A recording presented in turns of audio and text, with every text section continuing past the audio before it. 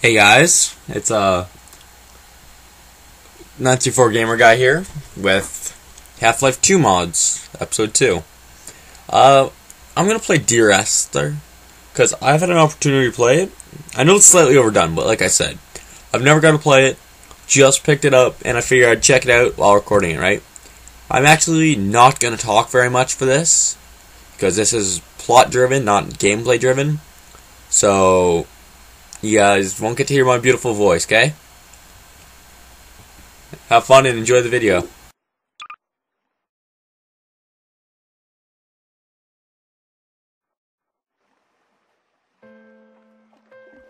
Dear Esther, I have lost track of how long I have been here and how many visits I have made overall.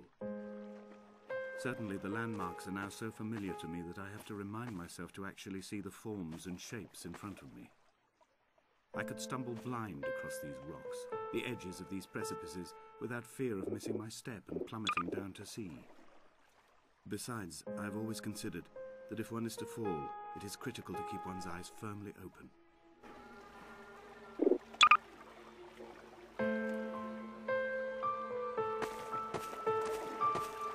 Slightly creepy, honestly, but you know.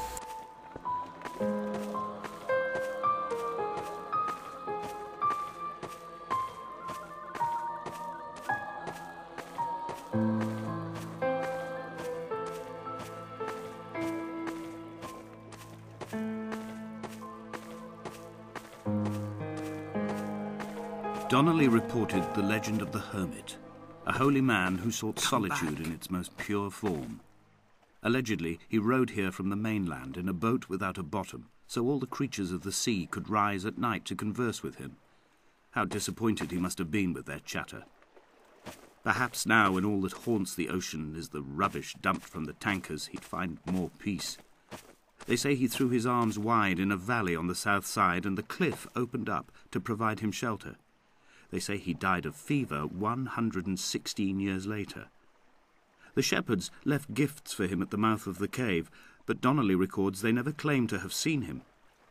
I have visited the cave and I have left my gifts, but like them, I appear to be an unworthy subject of his solitude.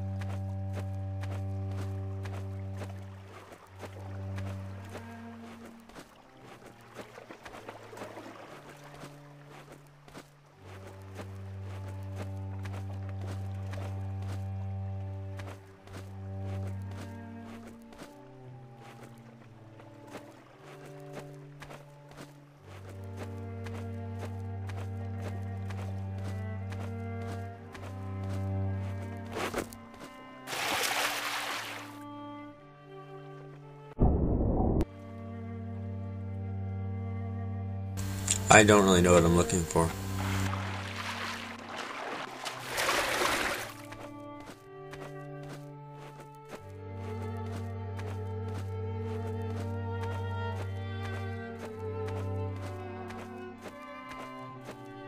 Dear Esther, I found myself to be as featureless as this ocean, as shallow and unoccupied as this bay, a listless wreck without identification.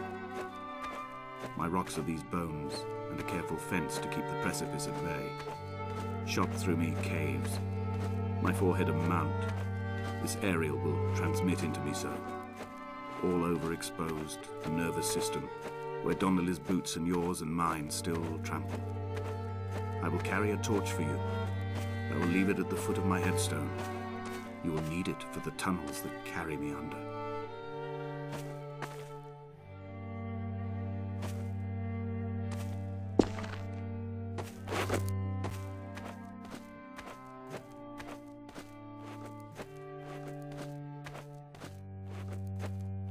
Come back.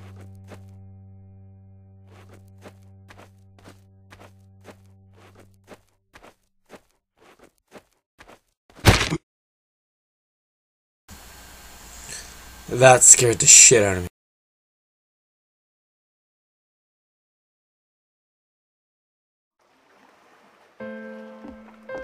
Dear Esther, the gulls do not land here anymore. I've noticed that this year they seem to shun the place. Maybe it's the depletion of the fishing stock driving them away. Perhaps it's me. When he first landed here, Donnelly wrote that the herds were sickly and their shepherds the lowest of the miserable classes that populate these Hebridean islands. 300 years later, even they have departed. Donnelly reported the legend of the hermit, a holy man who sought solitude in its most pure form. Allegedly, he rode here from the mainland in a boat without a bottom, so all the creatures of the sea could rise at night to converse with him. How disappointed he must have been with their chatter. Perhaps now, when all that haunts the ocean is the rubbish dumped from the tankers, he'd find more peace. They say he threw his arms wide in a valley on the south side, and the cliff opened up to provide him shelter. They say he died of fever 116 years later. The shepherds left gifts for him at the mouth of the cave, but Donnelly records they never claimed to have seen him. I have visited the cave and I have left my gifts, but like them, I appear to be an unworthy subject of his solitude.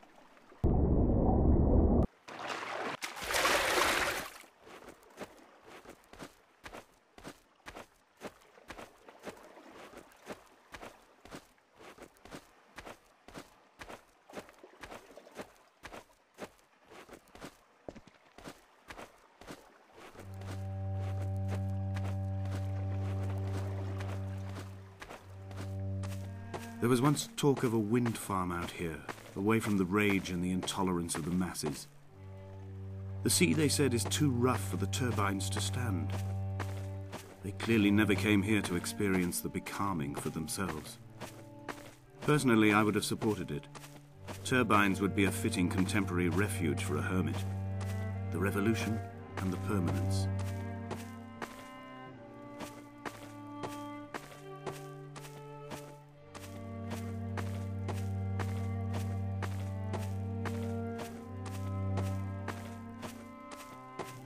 Donnelly's book had not been taken out from the library since 1974.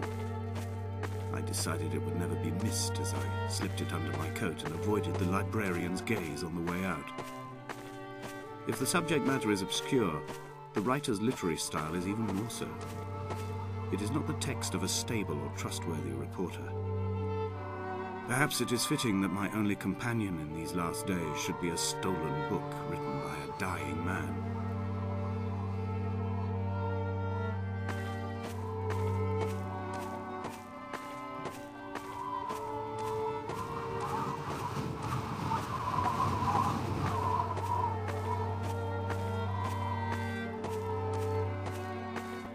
When someone had died or was dying, or was so ill they gave up what little hope they could sacrifice, they cut parallel lines into the cliff, exposing the white chalk beneath. You could see them from the mainland or the fishing boats, and know to send aid or impose a cordon of protection, and wait a generation until whatever pestilence stalked the cliff paths died along with its hosts. My lines are just for this. To keep any would-be rescuers at bay. The infection is not simply of the flesh.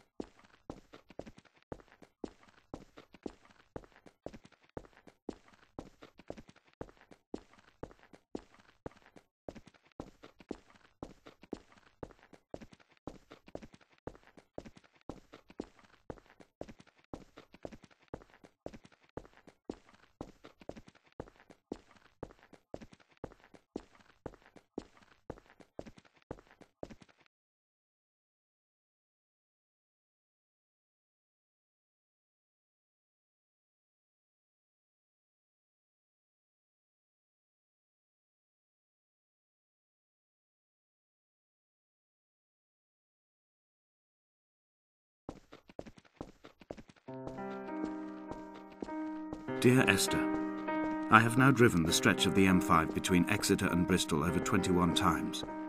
But although I have all the reports and all the witnesses, and have cross-referenced them within a millimetre using my Ordnance Survey maps, I simply cannot find the location. You'd think there would be marks to serve as some evidence. It's somewhere between the turn-off for Sanford and the welcome brake services. But although I can always see it in my rear-view mirror, I have as yet been unable to pull ashore.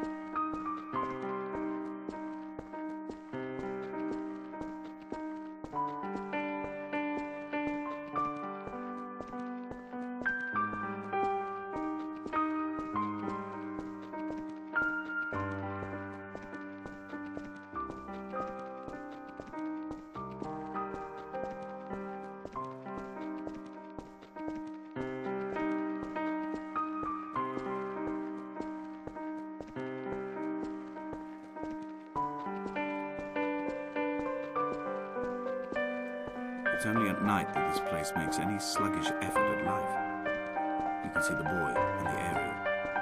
I've been taking to sleeping through the day in an attempt to resurrect myself. I can feel the last days drawing upon me. There's little point now in continuation. There must be something new to find here.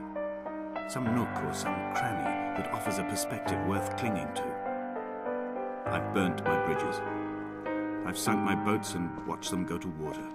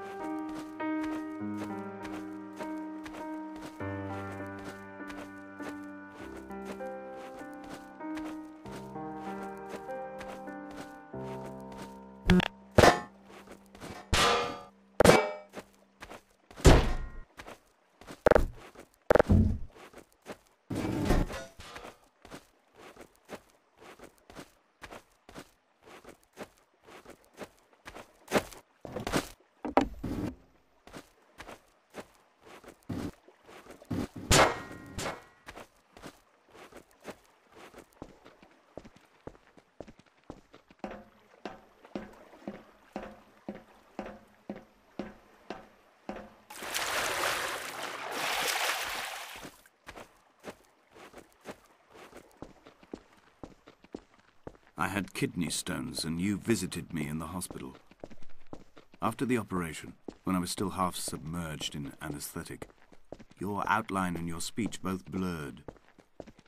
Now my stones have grown into an island and made their escape, and you have been rendered opaque by the car of a drunk.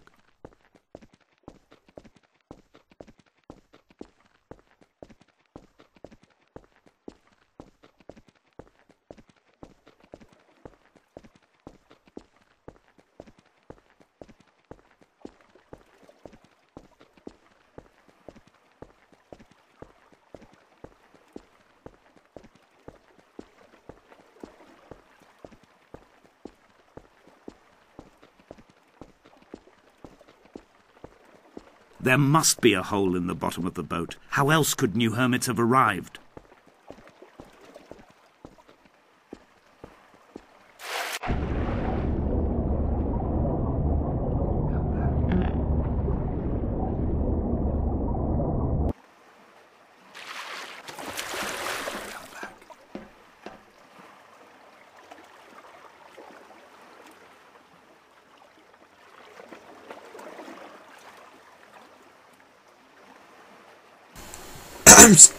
Everybody's wondering I'm stuck.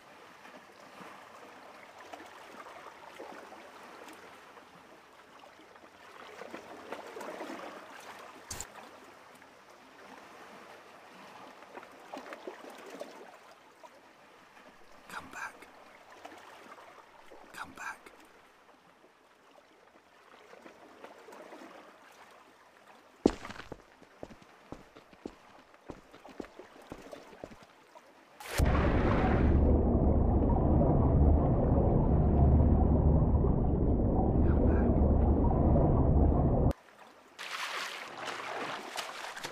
That comeback creeps me out.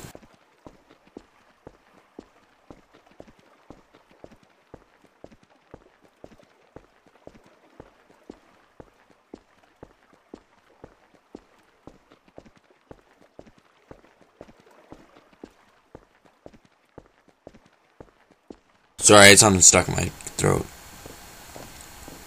Very interesting mod so far, I gotta say. Slightly creepy.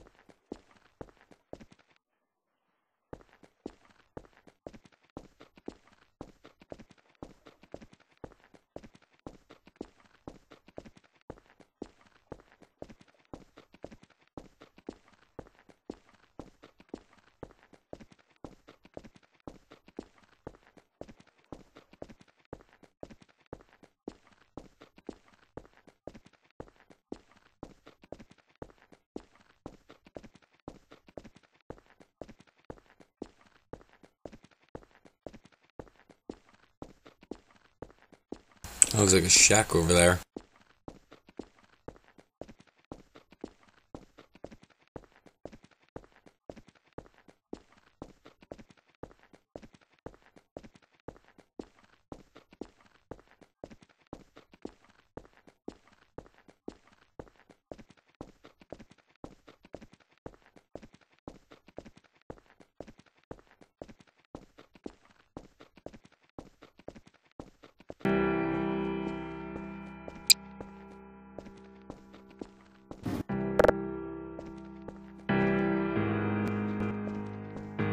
Begun to climb, away from the sea and towards the center. It is a straight line to the summit, where the evening begins to coil around the area and squeeze the signals into early silence. The bothy squats against the mount to avoid the gaze of the aerial. I too will creep under the island like an animal and approach it from the northern shore.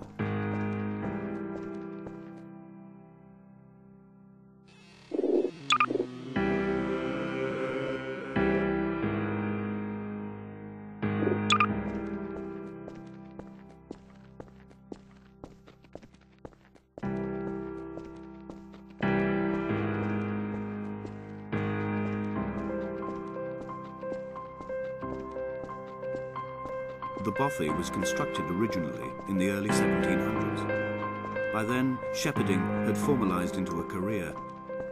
The first habitual shepherd was a man called Jacobson, from a lineage of migratory Scandinavians. He was not considered a man of breeding by the mainlanders. He came here every summer whilst building the bothy, hoping eventually that becoming a man of property would secure him a wife and a lineage. Donnelly records that it did not work. He caught some disease from his malcontented goats and died 2 years after completing it. There was no one to carve white lines into the cliff for him, either.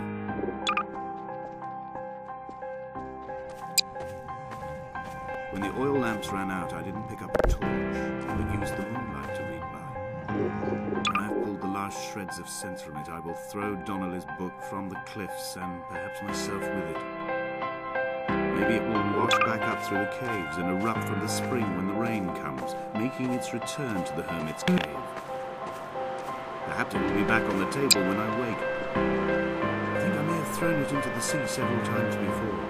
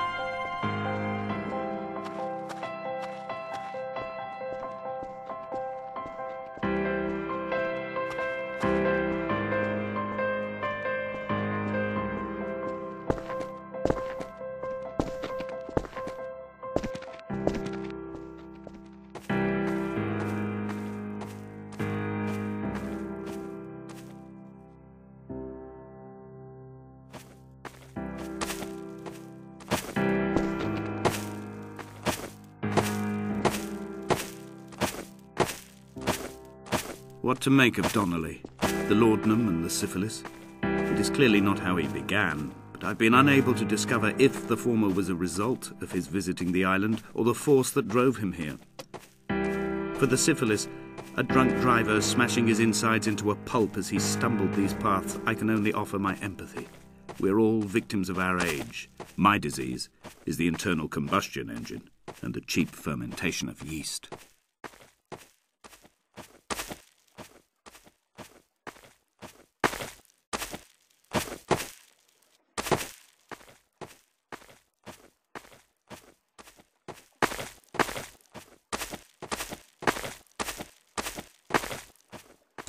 I don't know, you guys... Jacobson in early spring. The thaw had only just come. Even though he'd been dead nearly 7 months, his body had been frozen right down to the nerves and had not even begun to decompose. He'd struggled halfway down the cliff path, perhaps looking for some lost goat, or perhaps in a delirium, and expired, curled into a claw right under the winter moon. Even the animals shunned his corpse. The mainlanders thought to bring it home unlucky. Donnelly claims they dragged it to the caves to thaw out and rot, but he is proving an unreliable witness. That was a horrible time when you started talking. Anyways, what I think so far is that he was drunk driving and he killed his wife, or Esther. I don't know what you guys are thinking now.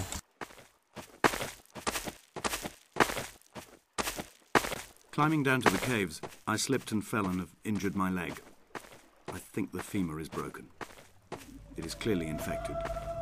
The skin has turned a bright, tight pink, and the pain is crashing in on waves, winter tides against my shoreline, drowning out the ache of my spine. I struggled back to the bottom to rest, but it has become clear that there is only one way to end. The medical supplies I looted from the trawler have suddenly found their purpose. They will keep me lucid for my final ascent.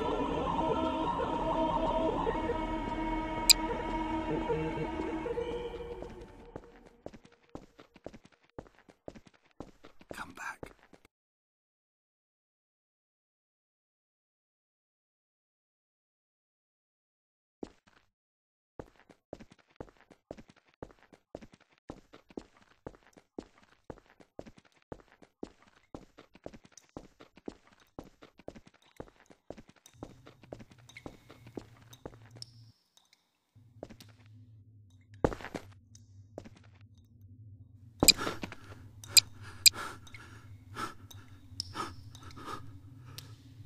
From here, this last time, I have understood there is no turning back.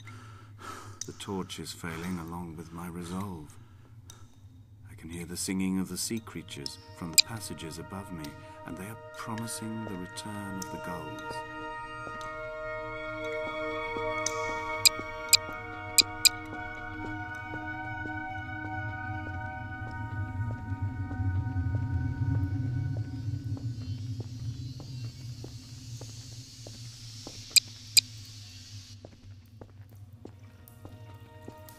They'd stop the traffic back as far as the Sandford Junction and come up the hard shoulder like radio signals from another star.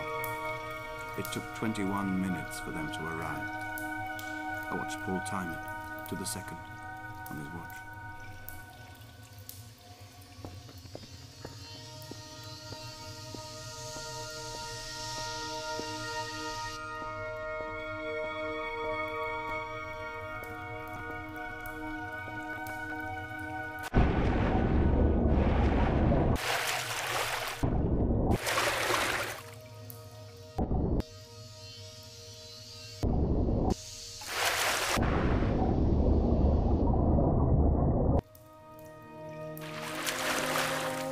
What charnel house lies at the foot of this abyss? How many dead shepherds could fill this hole?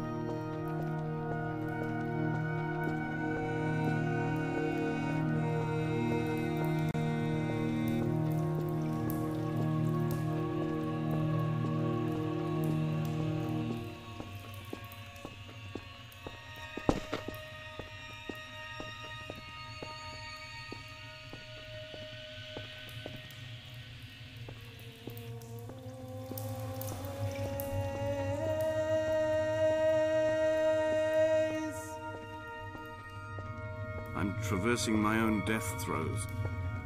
The infection in my leg is an oil rig that dredges black muck up from deep inside my bones. I swallow fistfuls of diazepam and paracetamol to stay conscious. The pain flows through me like an underground sea.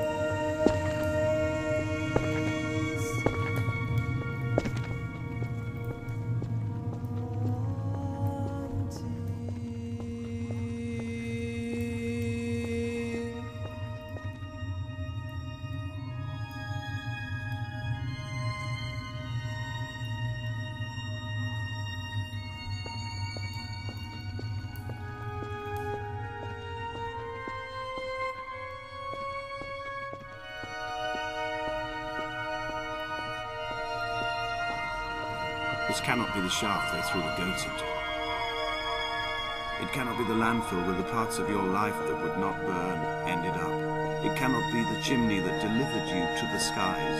It cannot be the place where you rained back down again to fertilize the soil and make small flowers in the rocks.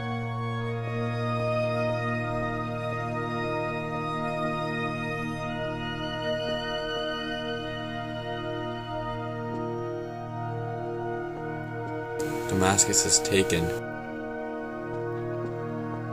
Away from being a city. What charnel house lies at the foot of this abyss? How many dead shepherds could fill this hole?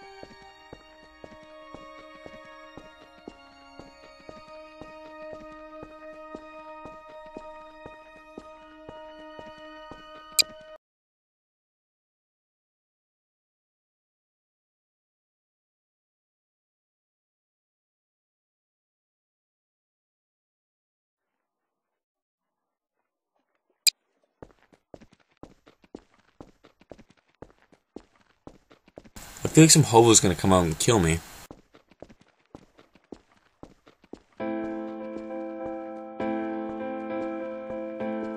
The moon over the Sanford Junction, headlights in your retinas.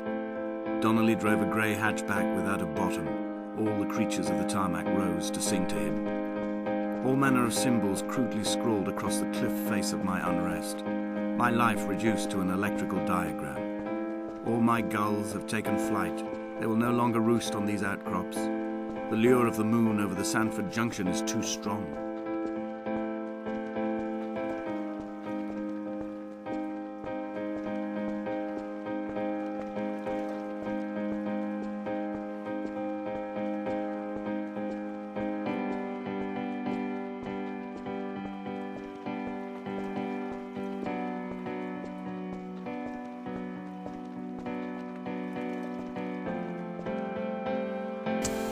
Light from heaven shone around him.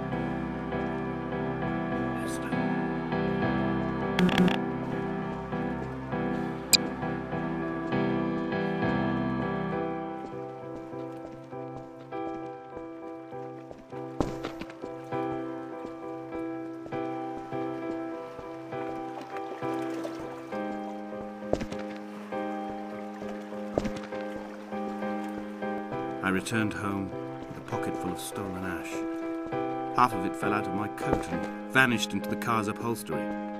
The rest I carefully stowed away in a box I kept in a drawer by the side of my bed. It was never intended as a meaningful act, but over the years it became a kind of talisman.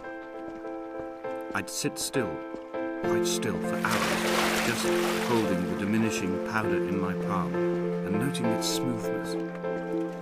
In time, we will all be worn down into granules, washed into the sea and dispersed.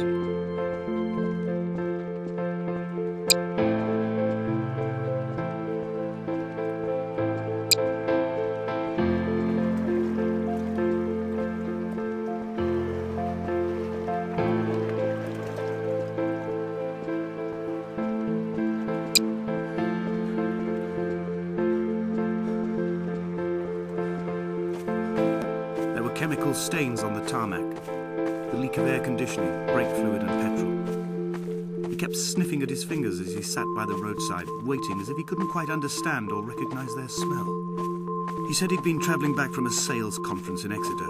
He'd stopped for farewell drinks earlier, but had kept a careful eye on his intake. You could hear the sirens above the idling traffic.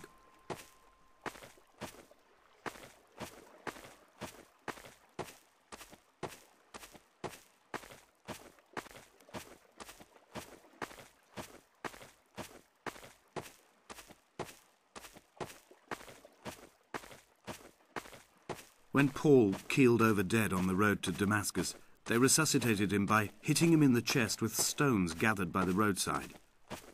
He was lifeless for 21 minutes, certainly long enough for the oxygen levels in his brain to have decreased and caused hallucinations and delusions of transcendence. I'm running out of painkillers, and the moon has become almost unbearably bright.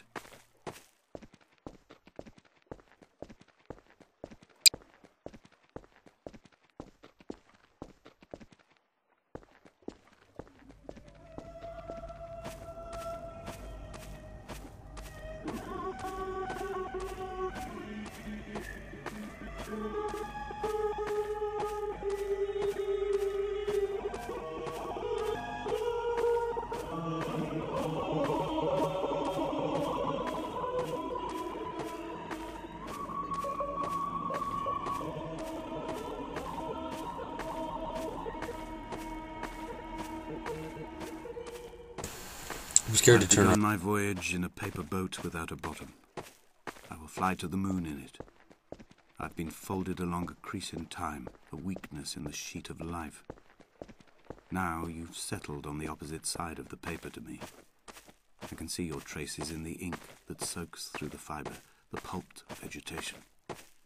When we become waterlogged and the cage disintegrates, we will intermingle. When this if only Donnelly had experienced this, he would have realized he was his own shoreline, as am I, come together. Just as I am becoming this island, so he became his syphilis, retreating into the burning synapses, the stones, the infection.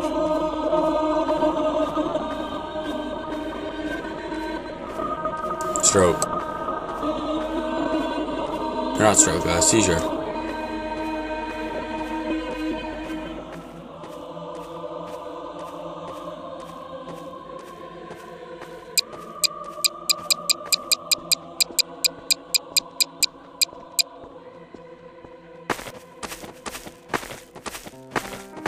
The stones in my stomach will weigh me down and ensure my descent is true and straight.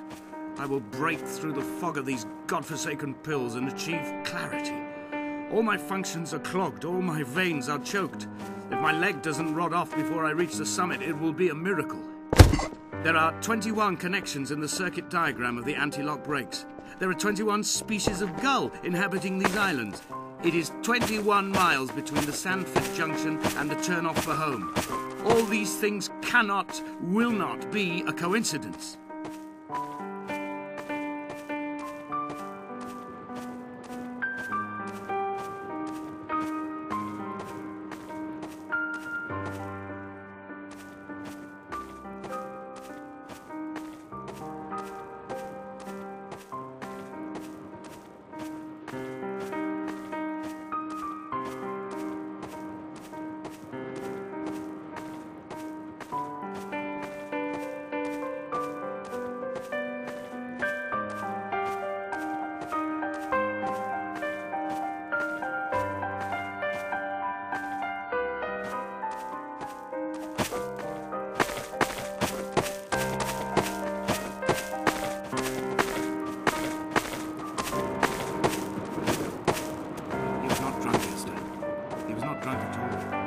He had not drunk with Donnelly or spat Jakobsen back at the sea. He had not careered across the lost shores and terminal beaches of this nascent archipelago. He did not intend his bonnet to be crumpled like a spent tissue by the impact. His windscreen was not star-studded all over like a map of the heavens. His paintwork etched with circuit diagrams, strange fish to call the gulls away.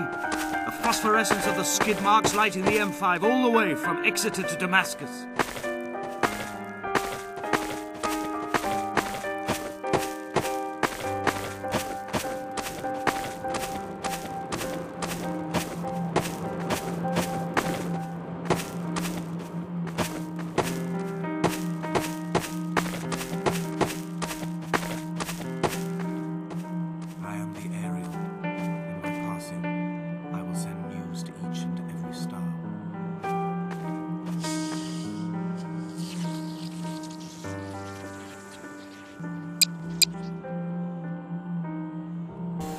There's the dude up there. Anyways, sorry guys. I'm gonna end the episode here. Because, you know, it's been 40 minutes.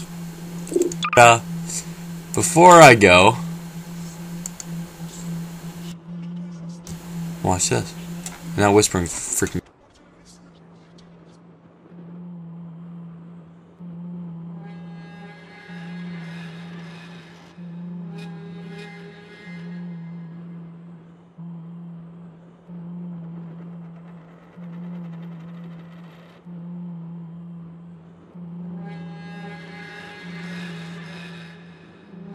Okay.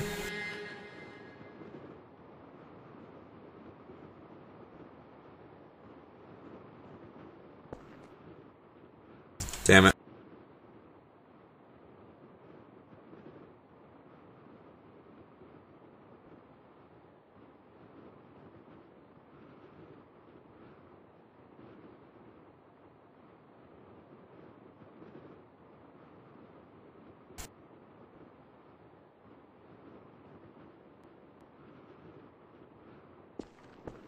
As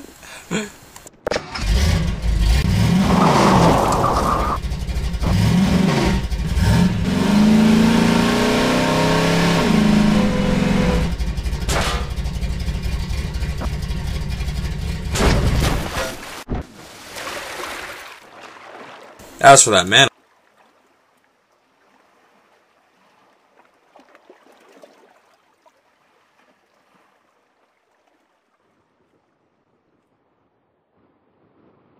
I know this isn't. I'm not gonna keep this. I mean, the video I'll keep, but not the cheats.